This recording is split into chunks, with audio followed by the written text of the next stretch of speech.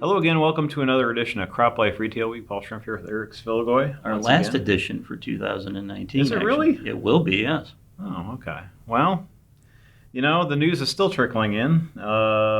As we record this, the impeachment hasn't happened, but we assume that's imminent. Yes. And the trade thing sort of maybe got settled to some degree, but we haven't seen anything on paper. So That's true. That's one of the stories, Paul, we were following, of course, that they've announced there's a preliminary agreement with China on a trade deal. I guess at this point, though, the first phase, Paul, does nothing more than sort of suspend some tariffs that were supposed to go in place on December 15th and roll back a few others. So, I mean, we're still a long way from tons of soybean making its way back into the Chinese marketplace, but fingers crossed, hopefully here in 2020 we'll see something like that come across the president's desk. So it happened during the FBN's farmer-to-farmer meeting. I have to mention this, I am big. So Gerald McDaniel's a farmer that I follow on Twitter, and he was actually interviewed in the aftermath of that, and it was really great to see a farmer stand up and say, so show me, don't tell me. We're tired of hearing about the possible deals or the fact that maybe something's done. When can I start moving soybeans? When can I really start moving crops and getting on with this? So I think people are they're waiting now, getting impatient about let's not announce anything till we're absolutely ready to go. So I can't agree more. It's exhausting to see these things pop up, rumors, tweets, reports, and then, everything kind of stays status quo. But hopefully we get some movement here this year. Well, we will see. One other bit of news to share, Paul, which is actually a little surprise to me. I ran across a story regarding medium farm income for the year. And actually, it's outpacing medium income for the general U.S. households. It was medium income across the U.S., $63,179 this year. And according to the report, 57% of farmers had income higher than that for their households. And better news, only 3% were lower. So, even with the trade issues and other issues that we had here in 2019, the farmers did make money. I don't know if that speaks to the farmer or the fact that they have jobs off the farm. And that may be part of it. And if their income's doing that well, it's doing better than mine. Very good. Now, also, since this is the last video for 2019, Paul, I know we've been teasing the 2019 Product of the Year Award from CropLife Iron, and I had the chance to present that award at the ARA show here that took place a few weeks ago.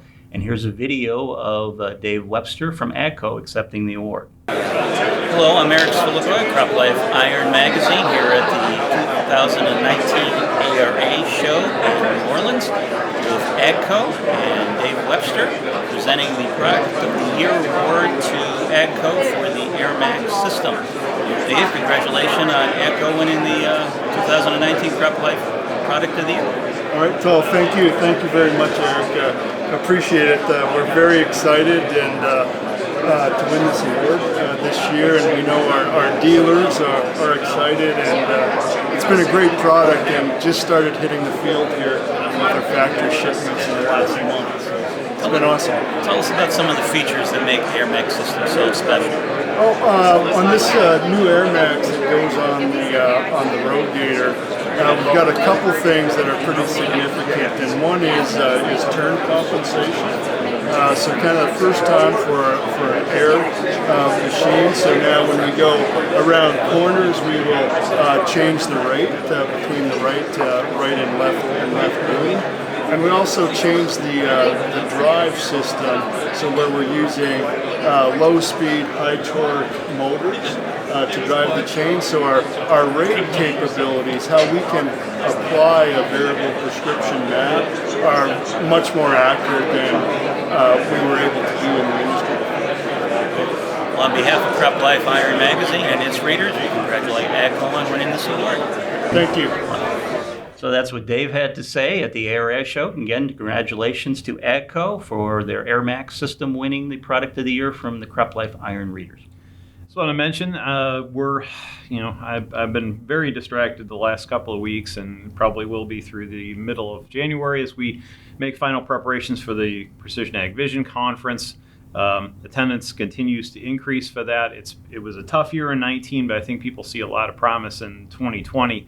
And now that we're getting toward the end of the year and we're pushing last year away and starting to embrace the year ahead, we're getting a lot of interest and a lot of calls on this. So we're really excited about it.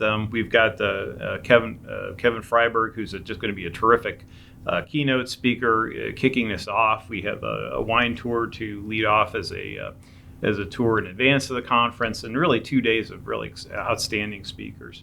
And 19, as I've said, I think in editorials and writing, was an amazing year of collaboration and cooperation and acquisition in terms of technology for the companies that are going to make it happen, which are the core agriculture companies, the big equipment companies, traditional technology companies, the basic manufacturers are all embracing technology, and they're the ones that are going to push this forward. And the Vision Conference is set up so that we have discussions around these companies and what they're doing and how they're going to be moving forward, and folks that are interested in partnering and working with some of these companies that are really taking the lead. Vision's going to be a great place to have those conversations. So welcome you to check it out. Go to thevisionconference.com and take a look at the agenda and hopefully register, and we'll see you there. Okay, and I guess that's a wrap for 2019. So everyone, when we see you again, Happy New Year, and enjoy the coming of 2020. Absolutely. See you next year. If you have questions or comments about today's episode of Retail Week, contact us by email or Twitter, or type your message in the comment section below. Your feedback is important to us. We'll try our best to address your thoughts in next week's episode. And be sure to subscribe to our YouTube channel.